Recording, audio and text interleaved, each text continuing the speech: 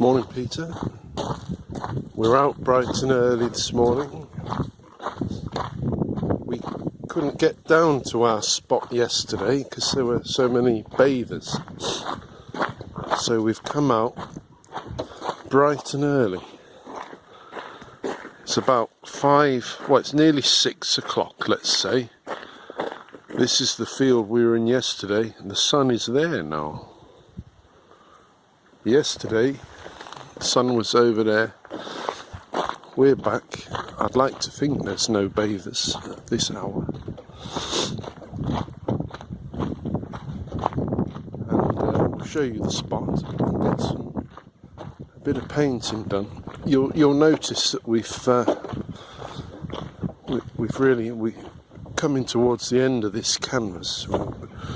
We've worked here for probably 5 or 6 sessions, I think, Peter. And that's gonna today, unless something drastic happens, might be the last session. I don't know. But this is the spot. Very nice it is too. What's particularly unusual about this is the scale of those rocks on the right. In this area, that's quite unusual to have that scale, and it's a good feature in the picture. Anyway, I'll set up the easel and show you what we've got. So here we are. As I say, many sessions. Well, 5. Yesterday I was talking about Cézanne. He would take 100 sessions on a landscape and barely cover the canvas. So that is bordering on demented discipline. We cannot do that. But you can basically take your time. 5 sessions, looking carefully is enough to try and put some of his ways into practice. And we have done. We've tried to balance it out. Not sure what to make of it, but you can clearly see the situation. The 2 red houses here, the bottom left, a noticeable tree next to them, and then a cascading up of trees into the rocks. You'll also notice that today it looks totally different. There's no reflections because of the wind. So one of the things Cézanne would insist on is painting motifs that don't change, because as we've found in this one, Peter, that you come on a different day, it looks totally different. It's tempting to do another painting, essentially. For example, after the second session, it was a complete blue sky here. That sort of tone, which is what's there today. But then a few sessions back we came and it was overcast, so we because that's what was there, we put it in. Now here we are, look what it is. So do we make a blue sky again? No, it can't be like that. That's exactly what you have to fight against, I think, doing the same picture several times. The idea really is to work slower than that, so that you don't fall into the rhythm of just responding to what's happening on the day. You let the pictures in a slower rhythm. So we failed to do that a little bit. The question is,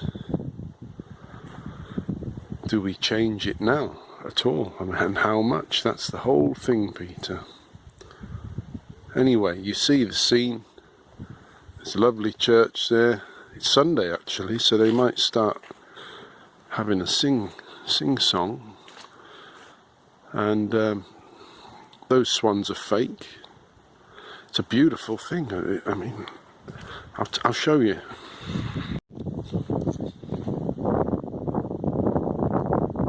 It's rather, yeah, I keep going on about Cézanne and Randolph. This place is Monet land because of all the water lilies.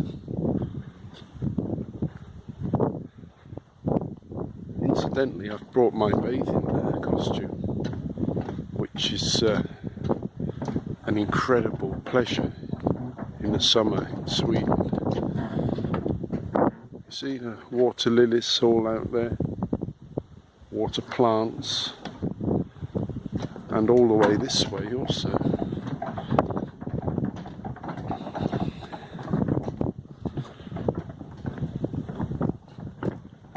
Water plants all that way, and then a delightful pool in the middle. So we'll get on with some work. You never know. We might have a swim.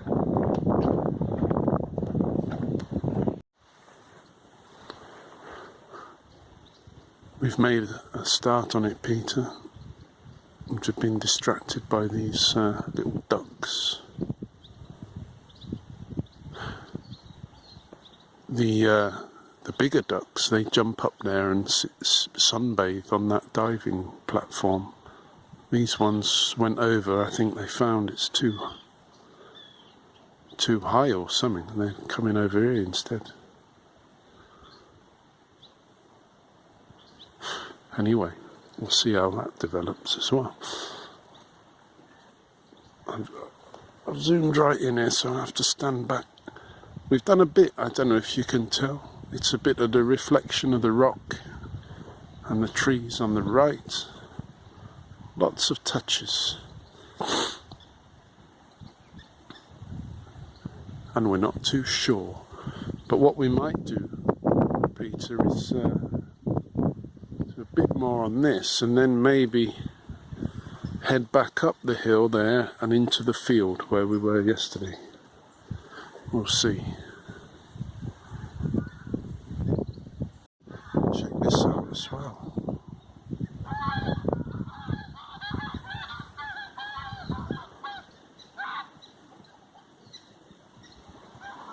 Seems like everything's waking up. Look over there too, they've just landed. I wonder if these are going to come and join them. Yeah, look. They're coming over here.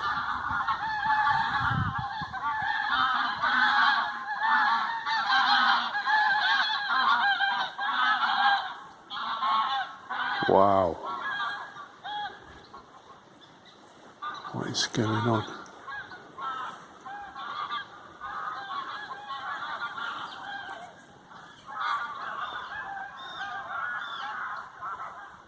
I wonder if those swans there, that's what, it's a kind of scarecrow for those birds. There's more.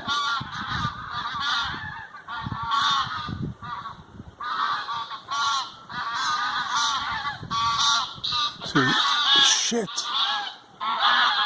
What the hell? It's turned into another wildlife episode, Peter.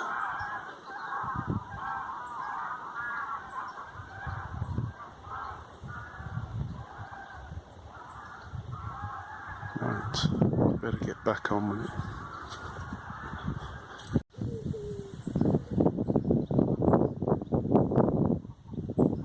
Wow, I just had to catch the landing there. Extraordinary. I wonder why they had to do that fly around. I think it's part of they have a decision making process, don't they, Peter? They fly around until a consensus is made and then they do it. I think that's it. That's a sauna over there, by the way. You've got to be a member of some sauna club, but you row out, have a sauna, row back. Right, now we definitely have to get on with it. I I think we're done on that one now, Peter. We've witnessed plenty more delightful wildlife situations, but we haven't turned it on. We're still reeling a little bit from what happened with us and Paul.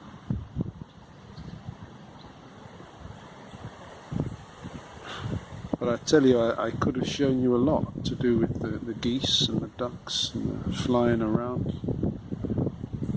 See, all you have to do is sort of stay still, and you can sort of see it all happening around you, Peter. It's extraordinary. Anyway, we're a bit cold now as well. We're in the shade. Everywhere else is sunny, so I'm tempted to get out into that cut wheat field and start on another one. So I think that's what we'll do. That's what we ended up with. What have we done? I mean, we've used our inclination, as he says, to bring it together. What we haven't done is told only the truth, you know, because that's a sticky question. If we kept telling the truth, you know, it would keep changing. You know, the truth is that's sort of pale cyan sky, and that's not. You know, so if we did told the truth and put the sky in, and next week we come back, it's not. Do we tell the truth then again? These are the things you've got to work out, Peter. So we've used a bit of sense, and I suppose we've worked within the logic of the picture, I think, a little bit today. It's helpful to look at that, but we've been mainly thinking about how what we do, say, in the sky is going to react with that. And so saying, we fiddled about, and there it is. So we're going to pack up, get out into the field before the church service starts. Well, we've set up again. We've made a quick start on one of the spots we sketched out yesterday of this tree here, Peter. With the light as it is now, you can kind of see blue, all these bluey, violety flowers. Can you see them? Now, when you multiply that by a few thousand, you get what you can't see it. Maybe I'll zoom in. You get a blue haze on the ground, which of course isn't really there. It's all like just these spots of blue. Anyway, that's to the good. I didn't notice that yesterday, and we've thrashed it in very thin, and we'll take it from there. Happy days.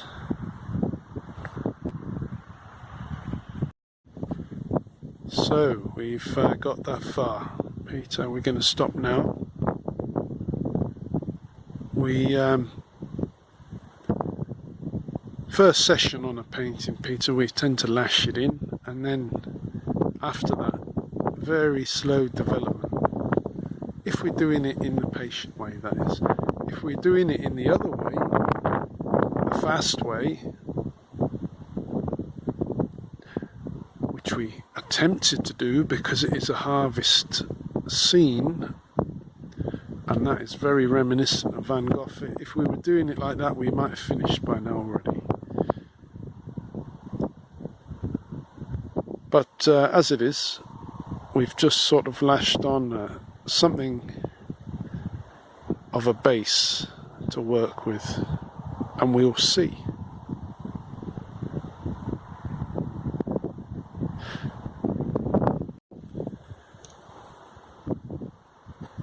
See, problem with lashing it in, Peter, is one, it takes a lot of paint and we don't have the money for more. Two, it's so riotous. I don't think it's the best state of mind to get into. It becomes an intense race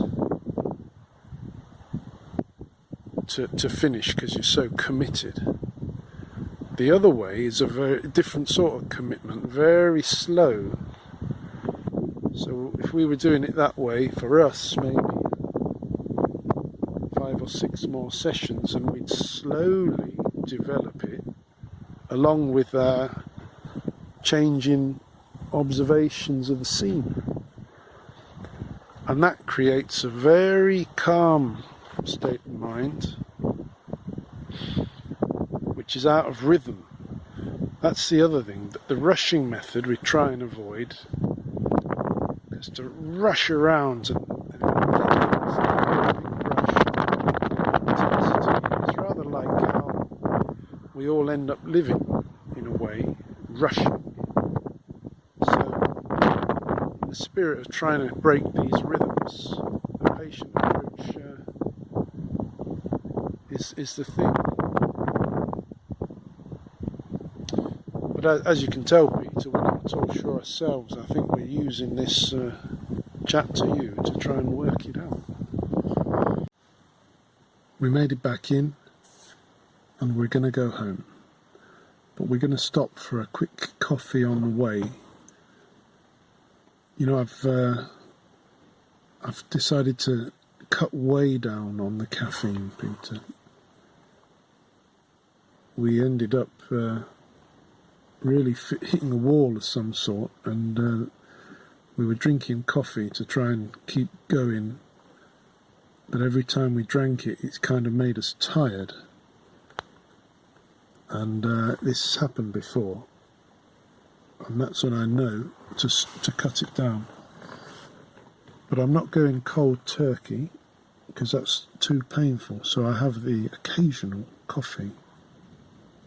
And that's what we're going to go and get now. Plus it's got very windy. And it was becoming a bit tricky out there. So it's a good time to get going, basically. And perhaps we can tell you a little bit about what else we've been doing and thinking. We've got an election coming up here, and we're already feeling,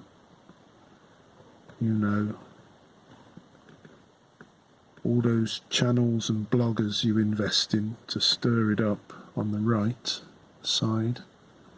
They've obviously been told to push it, and some horrible things are happening. A few weeks ago, on the day of the American Car Show in Norrtälje, there was a full-blown Nazi manifestation in front of ICA, in front of the supermarket in the town. Really loud music and a couple of Nazi go-getters making a speech or having a shout. My wife was there, but I believe, from what I've gathered, they were kind of ignored. It's probably the best thing. But there wasn't no mention of it in the local paper, nothing, just nothing. So that sort of thing's kicking off. The election posters have gone up. The one on one of the big ones of the Trumpy party, let's say, was torn down.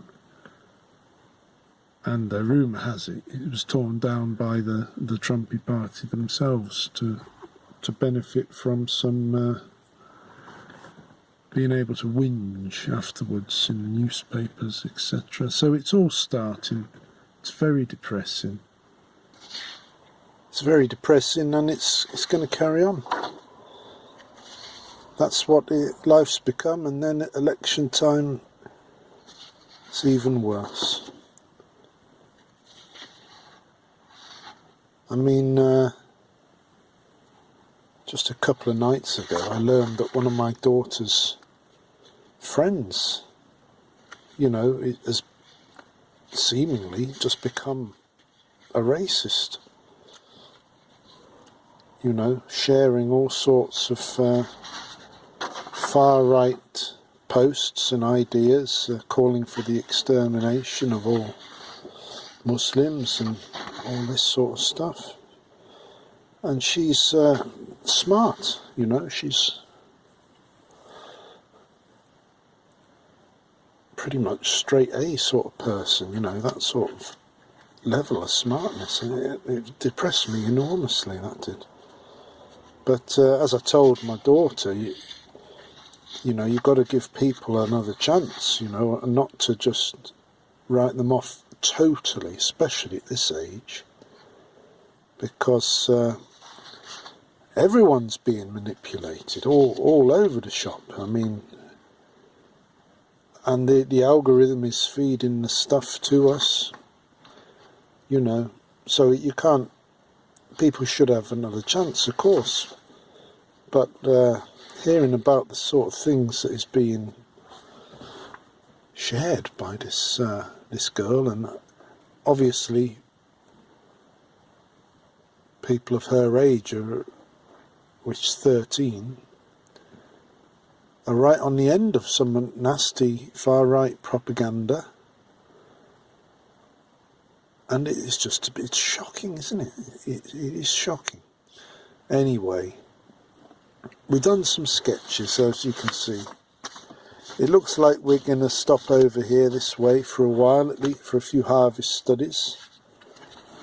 I've got one or two things to do back over at the airstrip, but I've got a lot more to tell you really about what we're thinking. During our break, we've been thinking all about what we're going to do with this project, Peter, these messages we started.